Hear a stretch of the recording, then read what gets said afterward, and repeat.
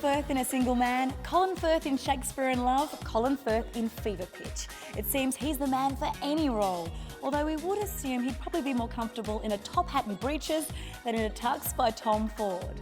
And now with his brilliant performance in The King's Speech, it's like he's reached the artistic level of a modern-day Laurence Olivier. In his early teens, Colin developed a keen interest in acting and took to the stage as Hamlet in his school's drama production. He was hooked and at 18 studied at the National Youth Theatre, followed by the Drama Centre in London, and was soon working on stage in London's famous West End.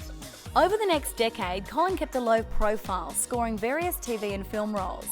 Some of his more notable work included A Month in the Country opposite Kenneth Branagh and Natasha Richardson, and Valmont, in which Firth starred in the title role and met co-star Meg Tilly, with whom he had a son. But his breakthrough role came playing the handsome and arrogant Mr. Darcy in the BBC adaptation of Pride and Prejudice. Rarely has a one-off TV role cast such a shadow over an actor's career, and for that we can blame that sexy soaked shirt scene. The role made such an impact that although Colin is grateful for the kickstart it gave his career, he resents still being asked about Mr. Darcy over 15 years later. It's rather like, if you say a word over and over and over and over again, it loses its meaning, and Mr. Darcy's that for me. Never one to dramatise the theatre of acting, Colin's gruff persona, which served him so well as Mr. Darcy, didn't lend itself to the hearts and flowers approach so many actors use when speaking about their job. Colin called it as he saw it. We do a very peculiar thing, Our job is to behave in a certain way, and it may not be the way we feel like behaving. The job is to convince people you are in one frame of mind when you might be in another. Colin became the thinking woman's sex symbol, and his fame as Darcy opened up all the right doors in the film industry. In the same year, he appeared as an amorous cad in Circle of Friends, and the following year appeared as Kristen Scott Thomas's cuckolded husband in The English Patient. Firth garnered praise for his role in the film, which went on to win international acclaim and 9 Academy Awards. Despite his success, Colin remained a realist when it came to his newfound fame. It's a bit of a kind of slippery commodity, stardom, because it's not something you can touch or taste particularly. It's not something you have unless someone says you have it. You probably only have it as long as they say you have it. Everyone has some definition of it, and even if you do think you're in possession of it, it can slip away from you very, very, very quickly. Back home in the UK, Colin played a rumpled soccer fanatic in Fever Pitch, and then returned to the States for the role of a morally ambiguous man whose interest extends to both Jessica Lange and Michelle Pfeiffer in 1,000 Acres. He followed this playing another fiendish grump in the witty ensemble period piece Shakespeare in Love. It was the first time Colin realised he may be equally successful playing the fool. I'd rather like him to be called the bad guy, but I think he's probably just a twit. And it's, I think, whenever I try to show a little bit of menace, that's when people laughed. So I think probably I inadvertently discovered my comic potential. Colin wasn't sick enough of the Darcy phenomenon to turn down the romantic lead of Mark Darcy in the big screen adaptation of Bridget Jones' Diary. The film and its sequel were huge box office hits and showed that Colin wasn't afraid to make fun of himself. A turn as a stuffy hedonist in The Importance of Being Earnest cemented his reputation as one of England's most talented comic exports. But in true Colin style, he recognised the technical rather than the talent when it came to his work. I've very rarely been in an out-and-out comedy, but no, I've been in situations where humour is required. No, I think one doesn't look for laughs. One doesn't look for playing an evil character. These are sort of judgments that you can make afterwards or let other people make. You just try to get on with doing it truthfully. Colin was again on the fringes of Hollywood and back in his period duds when he was cast opposite Scarlett Johansson in A Girl with a Pearl Earring. Then he earned more fans in the rom-com Love Actually.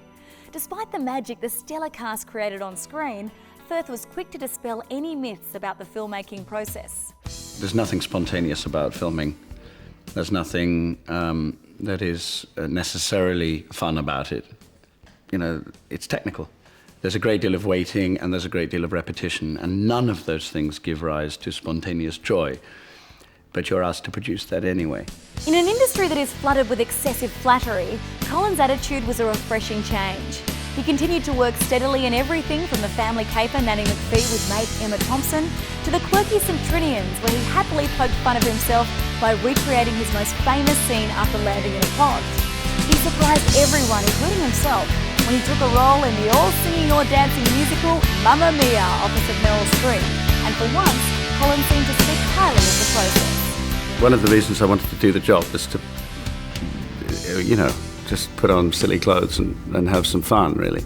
And all of that happened. It was absolutely fantastic. I think everybody involved in this film considers it one of the best experiences we've ever had. It was the holiday you would pay to have. So how did Colin cope with the singing?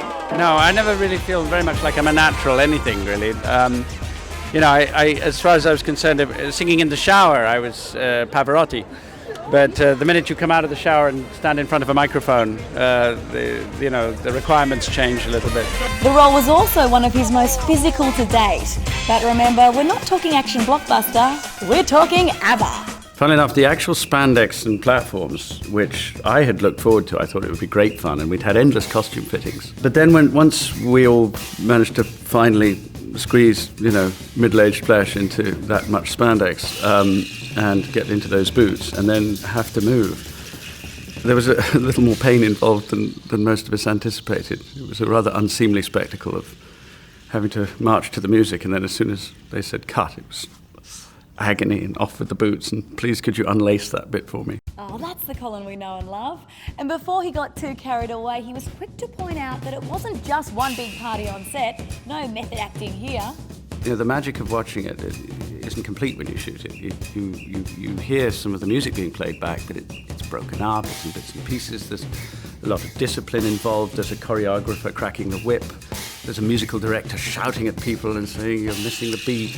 And so it's actually, the joy on screen is quite a grueling process. And so although we were having fun and we all knew each other, it was fun at work. It wasn't fun just dancing at a party. And then when you see the film put together and it looks like a party, then it's wonderful. That's the completion of the magic. At the opposite end of the spectrum, Colin next took on a role in Genoa, playing a grief-stricken widower. And it's here that we finally see Colin admit filmmaking and his part in it as being more than just technical. In the process of making a film, if it's personal to the people concerned, then everything's going to have a bit of autobiography. Every actor's going to draw on their own experience and their own life a bit. So there's something of me and my life in there. Mixing it up again, he went back to his period roots for Easy Virtue and Dorian Gray. Then came A Single Man, the directorial debut of fashion designer Tom Ford. Colin plays a discreet gay university professor in LA in the 60s who is unable to cope with the shock death of his partner. The film's opening scene is crushing, and the depth of Colin's performance from there on is devastating and devastatingly good. The role was tailor-made for Firth, the character unable to express his grief publicly. The experience, besides being a huge departure for Firth, deeply affected this normally stoic and realistic actor.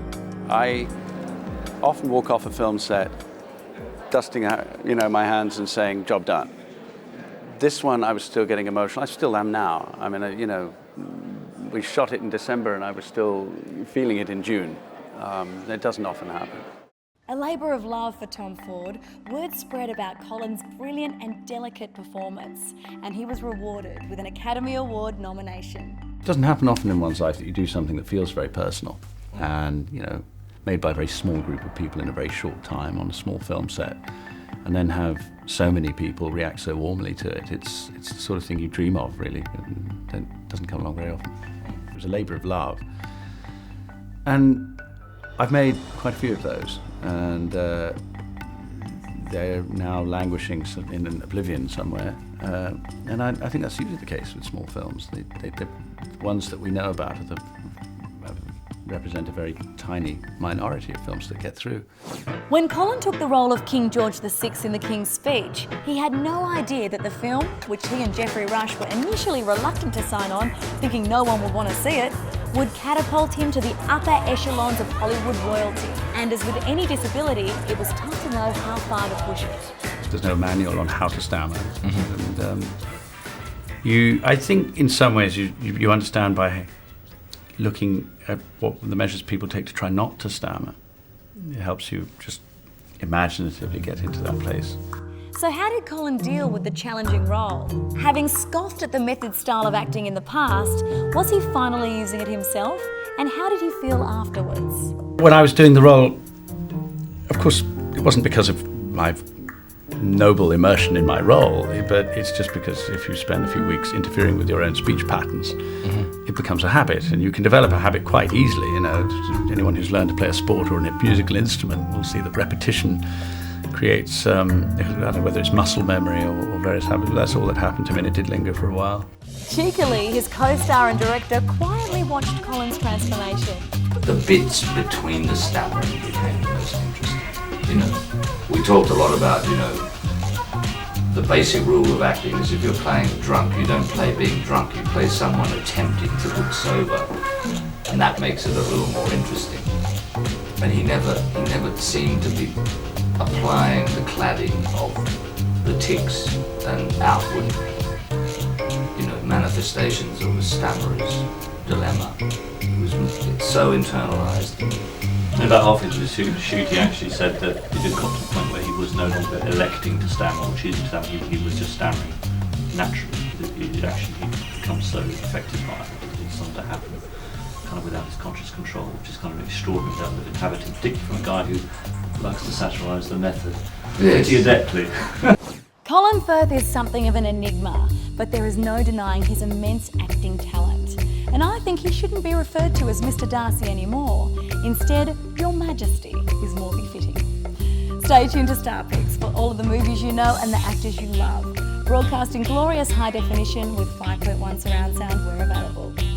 For more of the best in entertainment news, check out your Movie Network channels. It's all together better on screen and at mmc.tv.